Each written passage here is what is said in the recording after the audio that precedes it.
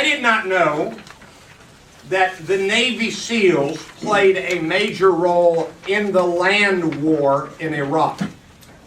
And you might remember, if you know enough about the Iraq War, there was a key battle called the Battle of Ramadi.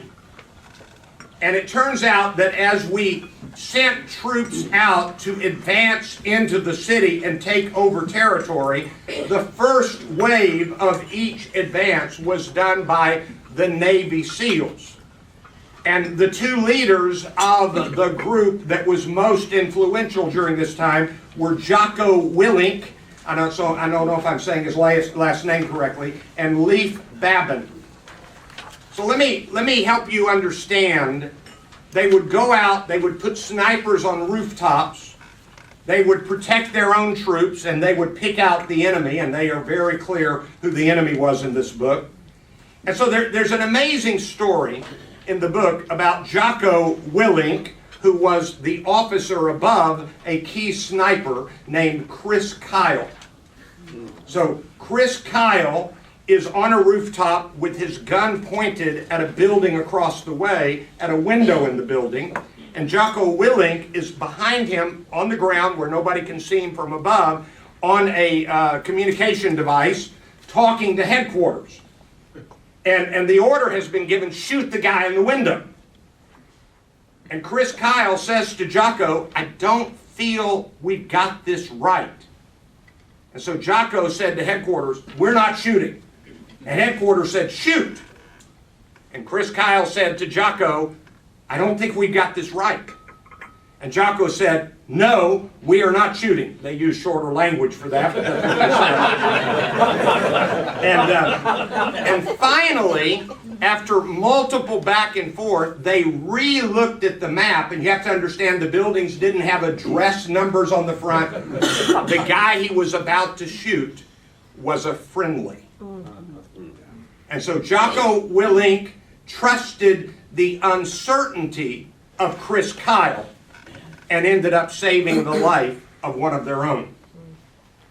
So there's story after story like that in this book. I think it's important to start at the top of page 8, because this is an important piece of information. Jocko and Leif, two successful former Navy SEALs, they were in SEAL Task Unit Bruiser with leadership roles in the Battle of Ramadi. These are great stories, but they are not the full story. They are vetted and they are allowed, and so this is a quote from the book. The manuscript was submitted and approved through the Pentagon security review process in accordance with U.S. Department of Defense requirements. And so the stories they allowed to tell in the book are not necessarily the whole story of all of the story. The book, Extreme Ownership, How U.S. Navy SEALs Lead and Win. All right, there's an inventive, unique structure to the book. Each chapter, there are 3 subsections. The first one is a story from Ramadi or earlier in Navy SEAL training.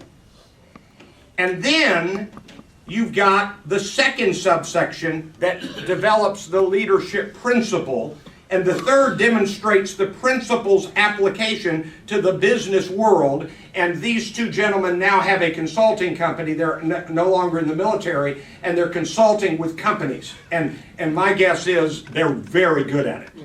So that's why is this book worth our time? Number one, it is an utterly engaging book to read. It absolutely is.